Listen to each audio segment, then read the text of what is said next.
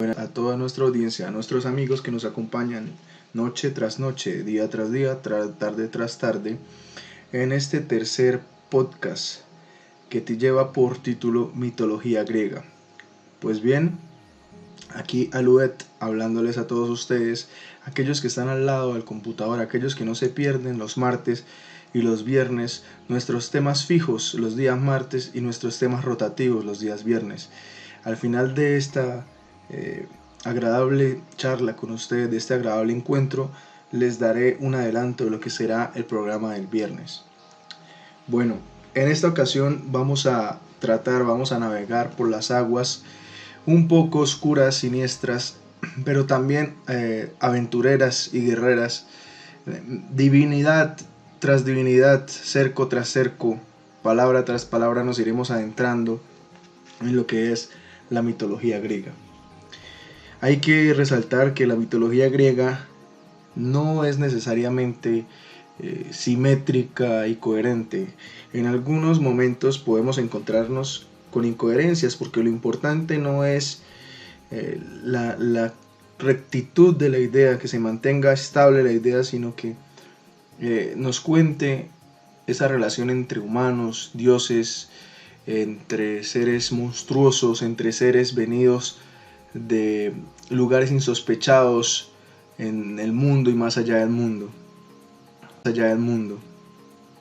Las primeras historias sobre las creaciones del mundo se remontan, en el caso de los griegos, al siglo VII a.C.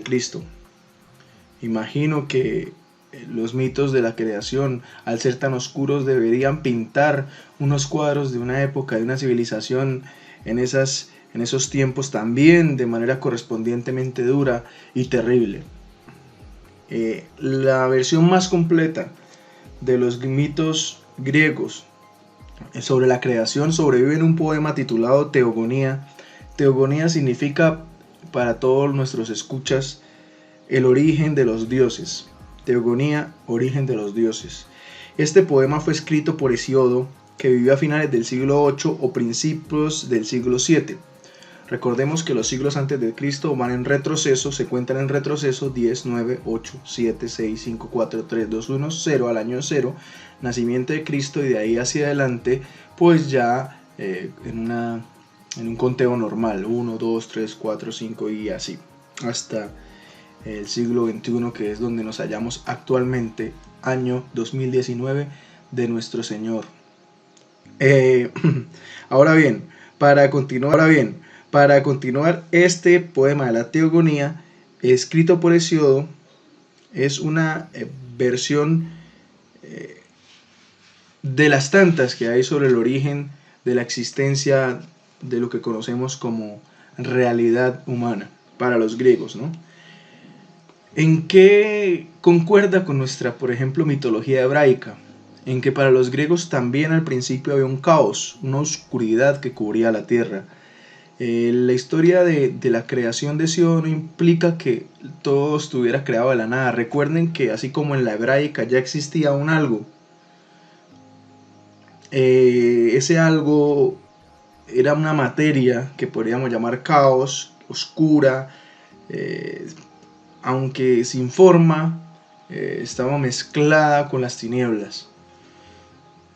De ahí, luego de esa creación, surge lo que conocemos como la primera generación de dioses. Entonces, tras ese caos inicial, surgen 5 divinidades. No, la literatura y la mitología griega no nos dan indicios de cómo surgen esas divinidades, pero esas divinidades empezaron a dar forma a las cosas. Lo que en la literatura y mitología hebraica lo hace Dios, poniendo orden a las cosas y nombres a cada una, pues aquí en la mitología griega lo hacen 5 divinidades. Separan el desorden en lugares y momentos específicos, sientan las bases de la creación. ¿Estas divinidades quiénes son? Una de ellas, de estas divinidades, es Gea. ¿Quién es Gea? Gea es la madre tierra. También está la segunda divinidad, un poco más sombría, que se llama Tártaro. Tártaro es el infierno. La tercera divinidad primigenia se llama Erebo. Erebo es la oscuridad que cubre el infierno. Recuerden que Tártaro es el infierno y Erebo es la oscuridad que cubre ese infierno. Luego tenemos Anix, que es la noche, Nix, es la oscuridad que cubre la tierra. Entonces tanto la tierra como el infierno tienen sus propias oscuridades, que son dos divinidades distintas. Y uno que nos encanta, que nos apasiona, que nos vuelve locos, que es Eros, que es el amor, esa divinidad por la que sufrimos y seguimos sufriendo, ¿no? Esa esencia, ese concepto que nos hace caer a muchos en la friendzone, a otros soldados caer en batalla tras declarar su amor a una linda chicuela pilluela. Pero así es amigos míos, así es amigas mías, el amor se creó como primera generación de dioses, Eros. La historia es que Nix, recuerden que Nix es la noche, la oscuridad que cubre la tierra, y Erebo, que es el amor, engendraron a Hémera, con H, que es el día, y Éter, que es la luminosidad. Entonces el día y la luminosidad son dos diosas complementarias. También dio a luz a otras divinidades, entre ellas un alegre conjunto de quintillizos, donde estaba Moros, el destino, Tánatos, la muerte, Esis, la miseria, Ápate, el engaño, y Éride, la discordia. Más tarde la discordia dio a luz, recuerden que Éride es la discordia dio luz al asesinato, a la matanza, a la batalla y al delito. Interesante cuanto menos esta primera parte de nuestra historia, con estas 5 divinidades y con estas primeras generaciones de dioses que parten de ellos 5. Y luego, ¿qué pasa? Gea, que es la madre tierra, de ella nace Urano, que es el cielo. Y Urano ella sostuvo a Urano sobre ella, y entre ellos dos, sí amigos, entre los dioses habían relaciones. No quiere decir que sean incestuosos, recuerde que son dioses y no son primos, ni hermanos, ni nada, son dioses, y ellos no tienen las mismas consecuencias pícaras y jocosas que tenemos nosotros en este plano carnal.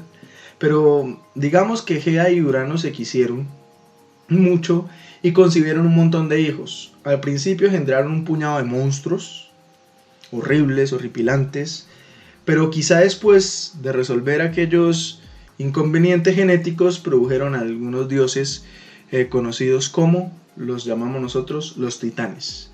Pero vamos a hablar de estos monstruos iniciales, de estos primeros monstruos. Estos primeros monstruos nacieron con 100 manos, por lo tanto fueron llamados hecatónquiros, y 50 cabezas cada uno. Es decir, unos debían ser muy inteligentes, ¿no? Lo que debió ser una sorpresa para Gea y para Urano, ¿no? Ver seres de 100 manos, 50 cabezas ahí. ¿A qué horas tuvimos eso? ¿En qué nos equivocamos biológicamente? Pero ¿cómo le reniegan a Dios? ¿A cuál Dios? ¿No? Dios, yo hice mal 50 a mis hijos de 50 cabezas y 100 manos. Para que vean ustedes las ironías de la vida, ¿no? ¿Cuáles eran esos monstruos? Esos monstruos eran Brontes, el que truena, Estéropes, el que da el rayo, y Arges, el que brilla. Ahí los tienen a los 3 monstruos iniciales, con sus 100 brazos, con sus 100 manos, con sus 50 cabezas ahí, horribles, poblando el mundo. Podemos decir que en el poema de Homero, la Odisea, se presentan a los cíclopes como hijos del mar, de Poseidón. Uno de ellos, Polifemo, el más terrible, cuidaba de un rebaño de ovejas en una isla a la que llegó Odiseo con sus hombres. Cuando estaban decididos a explorar esta isla y a conocer a los habitantes, encontraron una cueva con objetos de tamaño gigantesco. Esperaron hasta que llegó el habitante, que era Polifemo. Este los capturó y los fue devorando uno a uno, hasta que Odiseo, en un ataque de astucia, emborrachó al cíclope, le clavó una estaca en su único ojo y patica para que las quiero, ¿no? Huyó corriendo despavorido junto con los compañeros, hay 3 o 4 que quedaban vivos, agarrados a las ovejas que salieron cuando el cíclope, apartó la roca que tapaba la cueva. Se fueron al barco, huyeron, y Odiseo le reveló su nombre al monstruo cuando ya huían en el barco.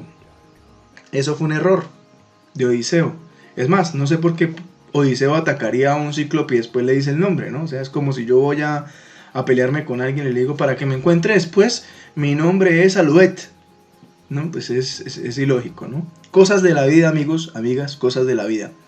Y resulta que fue un error porque Poseidón ya sabía en ese momento que le habían atacado a su hijo, Polifemo. ¿Qué pasó con Poseidón? Pues que ya sabía contra quién tenía que desatar su furia, ¿no?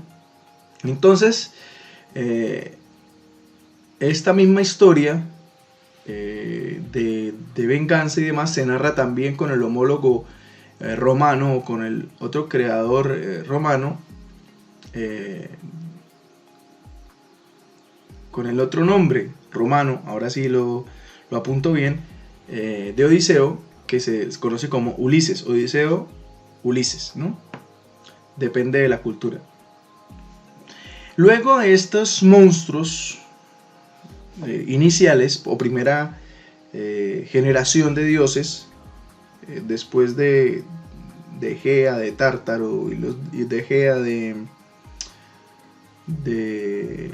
Tártaro, de Nix, de los demás, la segunda generación, después de los monstruos y de los iniciales, fueron los titanes. Los titanes son consecuencia de más hijos que tuvieron Gea y Urano, es decir, la tierra y el cielo. De esos muchos hijos, los más famosos son los titanes, que eran grandes, los más grandes y fuertes. El problema era que Urano los odiaba, y cuando nacían volvía y los empujaba dentro de Gea, dentro de la tierra. Lo que a Gea, que era la tierra, no le gustaba nada. ¿Los titanes quiénes fueron? Los titanes fueron Océano, que era el dios del mar, Tetis, la hermana y esposa de Océano, no voy a hacer comentarios sobre el asunto, Hiperión, que era el dios del sol, Tea, que era la hermana y esposa de Hiperión, Temis, que era una diosa de la tierra, Rea, que era una diosa de la tierra también, Mnemosine, que era la diosa de la memoria, Jápeto, que no correspondía a él ninguna responsabilidad especial sobre algún elemento o lugar, lo mismo que Seo, Febe y Crío, que no tenían ninguna responsabilidad, simplemente eran hijos de Gea y Urano, y Cronos, que era el más brillante, fuerte y listo de todos. Ahí está. Ahí todavía Gea no ha respondido a esa humillación que era que le empujaran de nuevo a sus hijos dentro de ella, ¿no? Resulta que un buen día, nuestro Señor, Gea decide vengarse, ¿no? Porque estaba harta de que Urano empujara a sus hijos una y otra vez dentro de su cuerpo. Claro, a ella le tocaba preservarlos vivos a todos dentro de su cuerpo, por lo que les pidió ayuda a sus hijos. Uno de ellos, Cronos, dijo: mamá, creo que mi papá se está pasando y yo lo voy a atacar. Yo me voy a desquitar del cucho. Entonces, ¿qué pasó? Gea hizo una enorme hoz de pedernal y se la entregó a Cronos con unas instrucciones concretas y macabras. Llegó luego Urano, y resulta que Urano pues tenía ganillas de realizar coito con su madre mujer, Gea. Y entonces se encontraba de pronto realizando el coito y vea que se topó con una desagradable sorpresa. Recuerden que Cronos estaba dentro de Gea, y entonces aprovechó, y cuando vio por ahí el recado que su padre estaba dando a su madre, alargó la hoz y atacó a Urano, o mejor dicho, lo que tenía más cerca de Urano, ¿no? Que es pues sus genitales. Sí, señoras y señores, Cronos, estamos ante la imagen de Cronos cortándole los genitales a su padre y lanzándolos al mar. De la sangre que emanó de Urano, nacieron, además, según la mitología, nacieron monstruos. ¿Cuáles monstruos nacieron?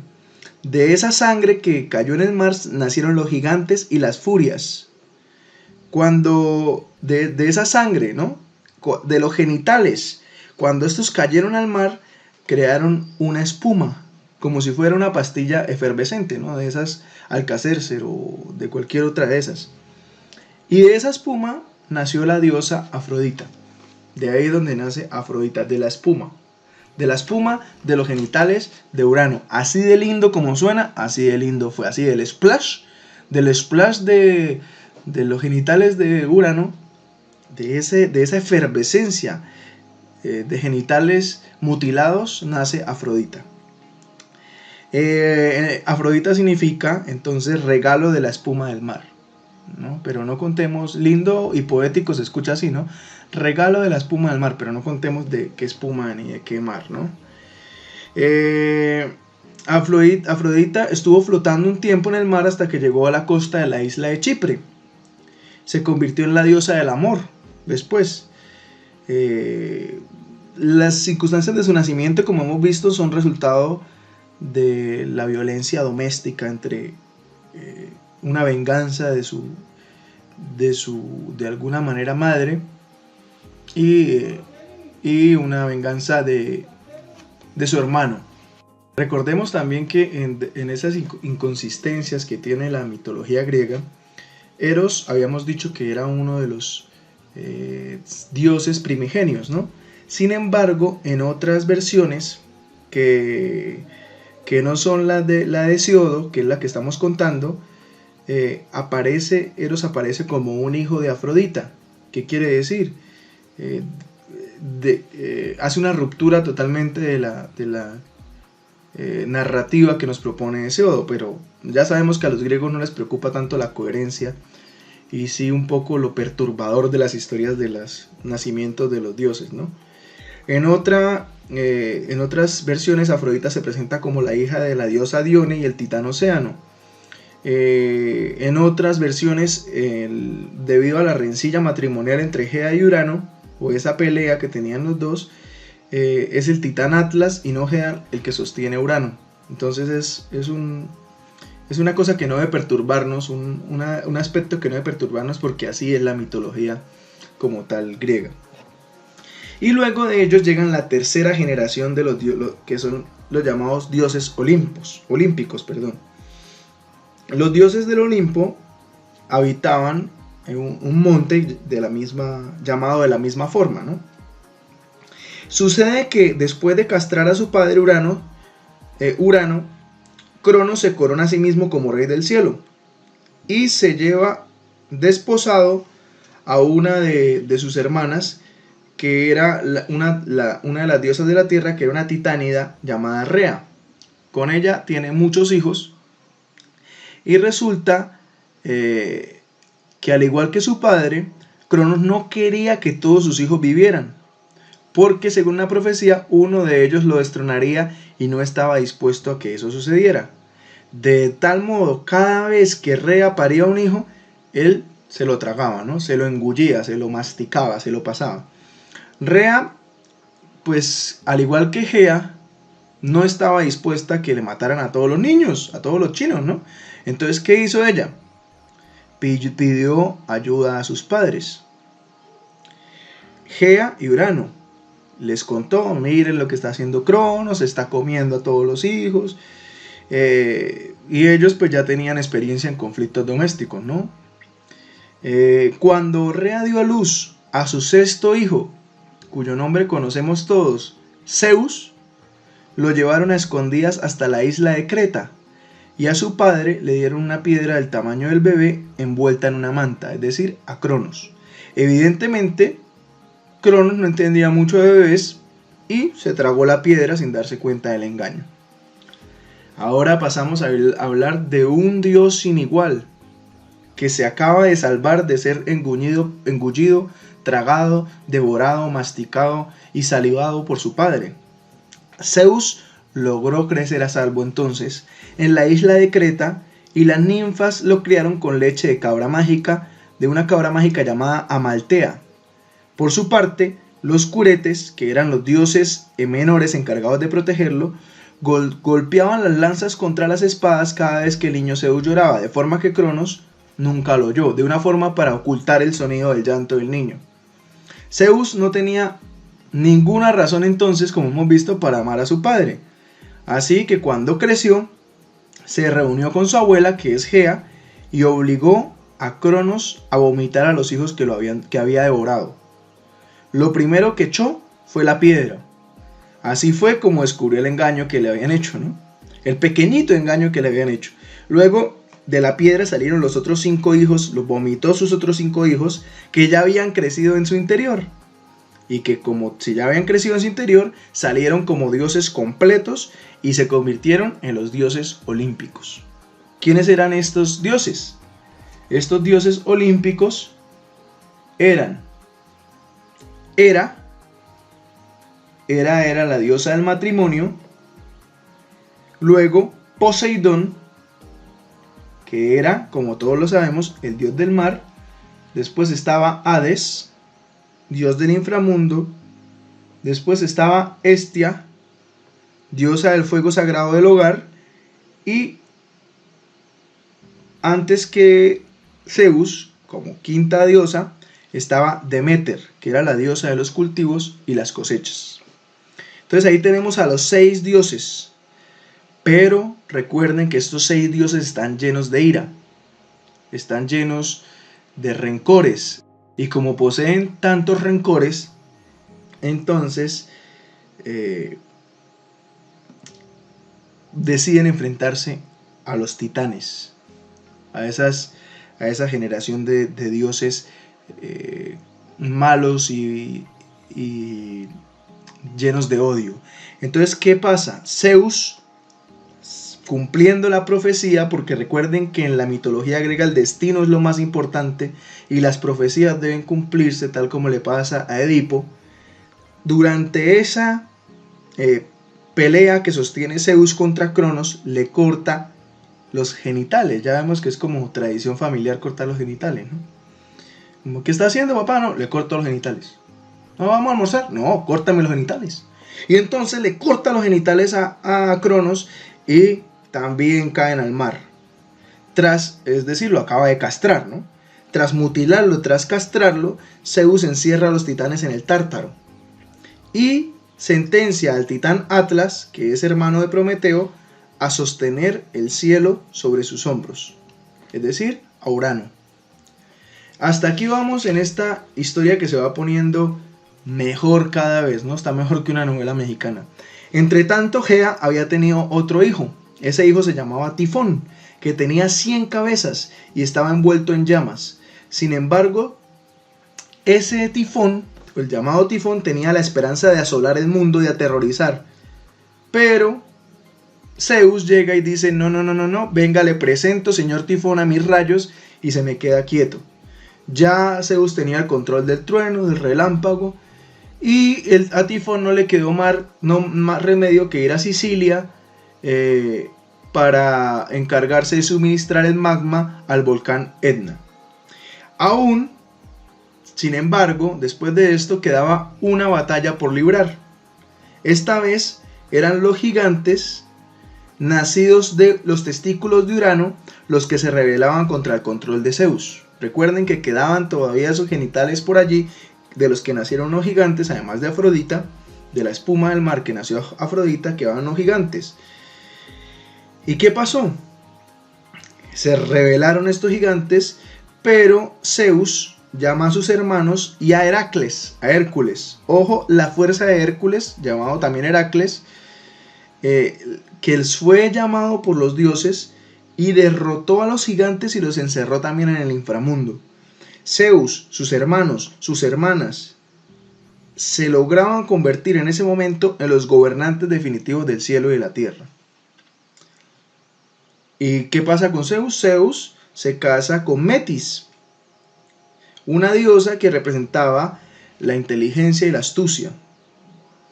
Y como su padre antes que él, le profetizaron que su esposa daría a luz a un niño que se convertiría en rey de los dioses. O sea, la maldición de la profecía, de la maldición que se cumple generación tras generación.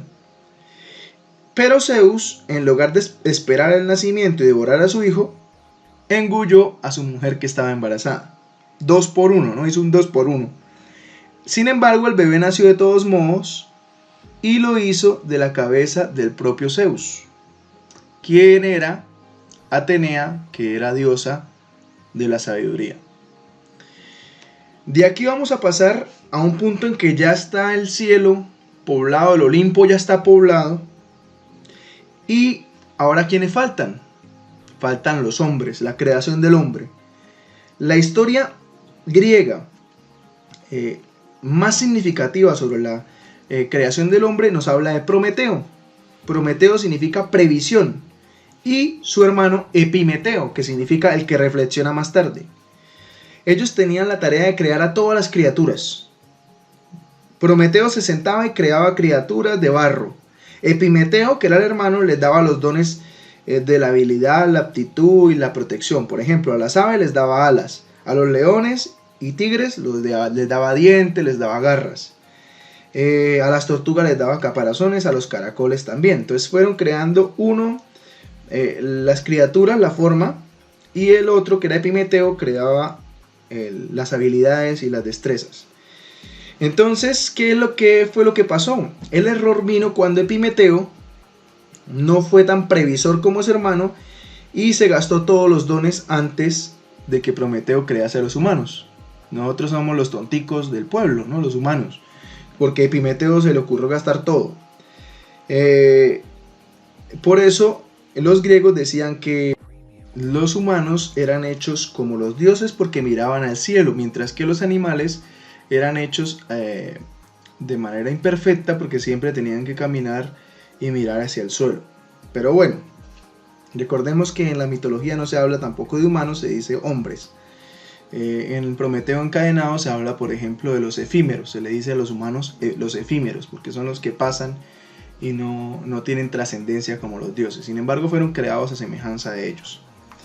Gracias a Prometeo, no a su hermano Epimeteo, porque era el tontico, ¿no? ¿Y ahora qué pasa? Ahora Prometeo se da la tarea de proteger a los humanos. Cuando en la época antigua los humanos sacrificaban un animal para los dioses, quemaban los huesos y la grasa para honrarlos y se comían la carne. Esto había sido ideado por Prometeo, pero a Zeus no le gustaba mucho este tipo de sacrificios. También en su benevolencia, Prometeo decidió regalar a las criaturas que eran los humanos la herramienta del fuego. Le robó el fuego a los dioses para traérselo a los hombres. Y los dioses tenían el fuego en secreto para su civilización propia. Sin embargo, cuando Prometeo sube al cielo, enciende su antorcha y se escapa, enciende su antorcha en el sol y la guarda en un tallo de hinojo gigante y la baja de contrabando, así cual pillo en medio de la noche la baja a la tierra.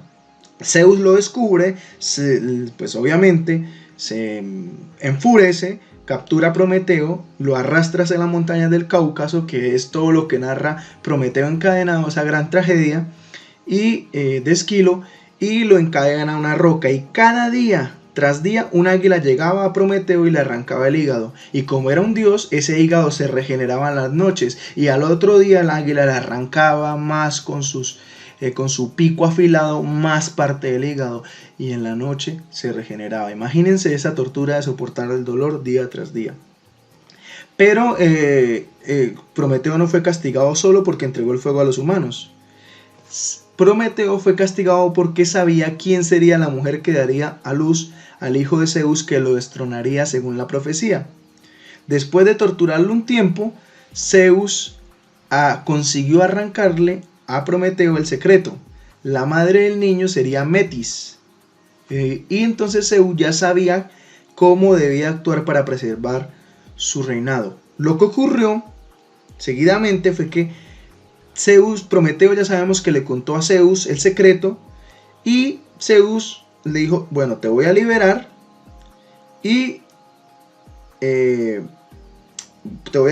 pero tú debes darle relevancia a uno de mis hijos favoritos, que es Heracles. Y entonces mientras deambulaba por la tierra desempeñando diversas tareas, encontró a Prometeo encadenado a la roca.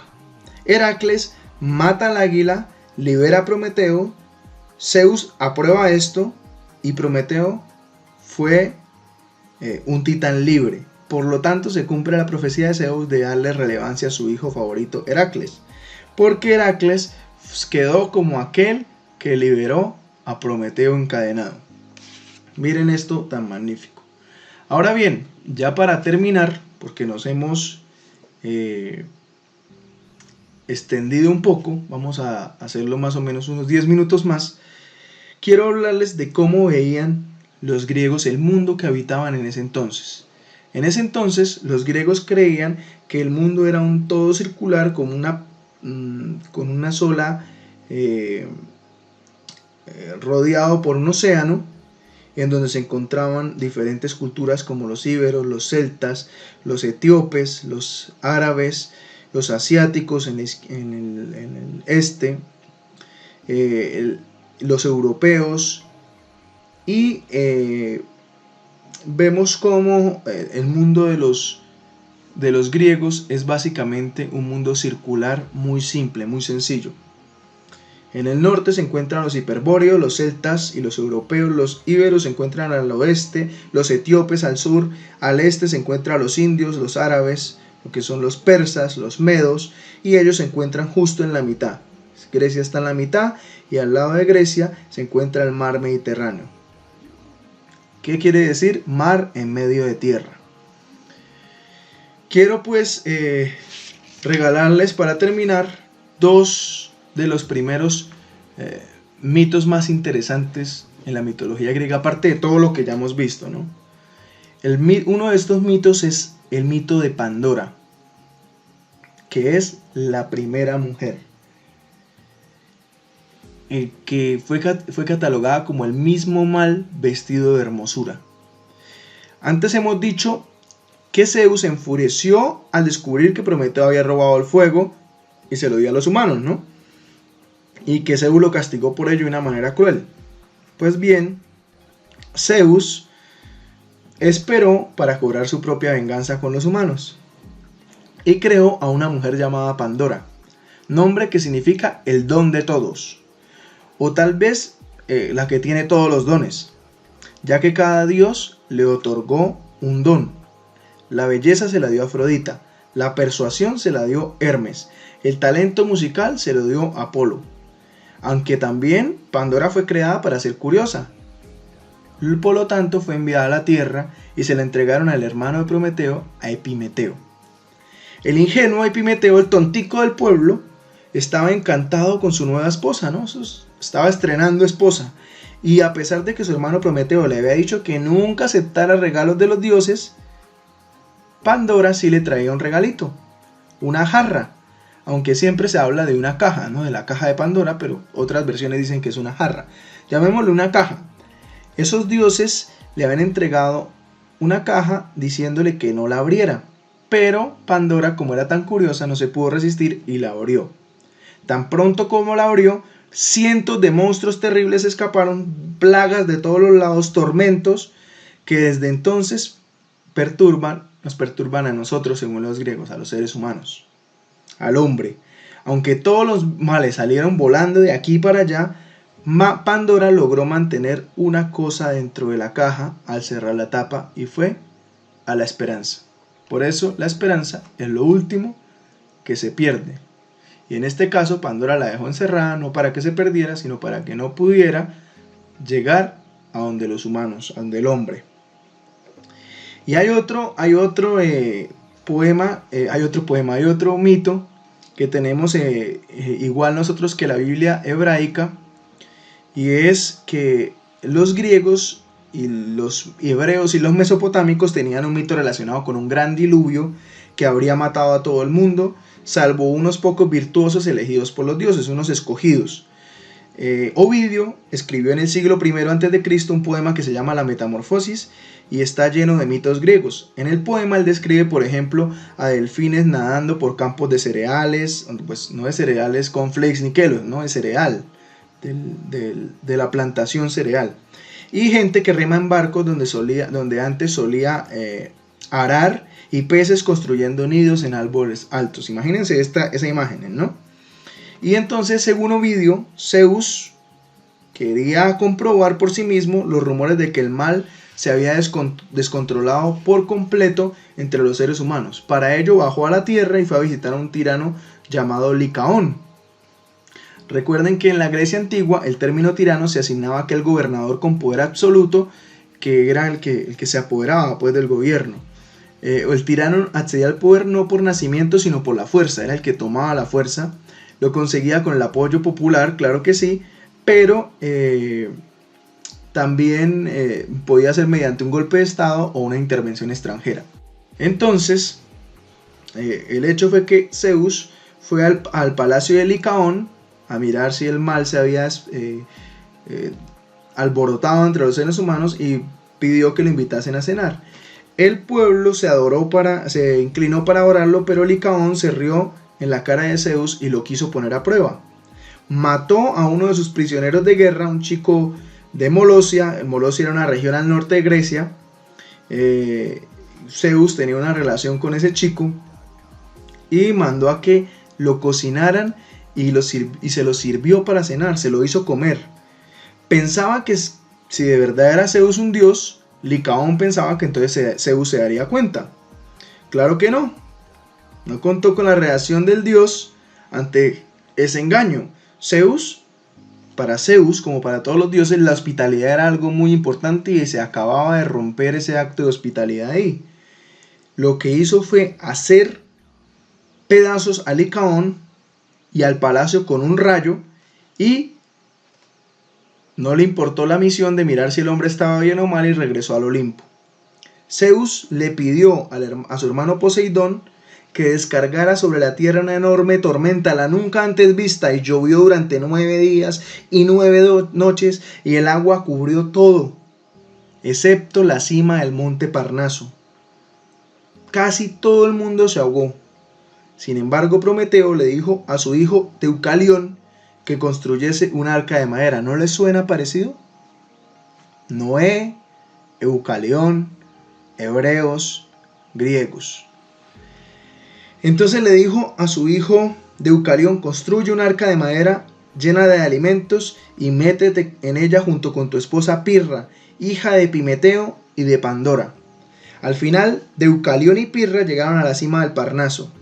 ¿No les parece similar a otra historia que han escuchado antes? Las aguas se fueron finalmente y Deucalión y Pirra, los esposos, descendieron por la montaña hasta que encontraron un templo. En ese templo, curiosamente, oyeron una voz que les pedía que cubriesen la cabeza y lanzasen los huesos de su madre. Se dieron entonces cuenta de que la madre era Gea, la tierra, y de que sus huesos debían ser las piedras. Así que lanzaron algunas piedras y esas piedras mágicamente tomaron la forma de personas, se convirtieron en personas. Gea entonces no solamente dio luz a todos los dioses, sino también a una nueva generación de seres humanos. Por mi parte, les agradezco mucho el habernos acompañado el día de hoy en Al Fondo a la Derecha, y les recuerdo que pueden encontrarnos este viernes con un tema siniestro, perturbador y terrorífico que serán creepypastas. Pueden encontrarnos también en las redes sociales como afaladecol o afalade.col@gmail.com, en el Facebook como Al Fondo a la Derecha. Por favor, sigan la página, no el Facebook, la página. En Twitter como @al_derecha, en YouTube como Al Fondo a la Derecha y en Instagram como Al Fondo a la Derecha.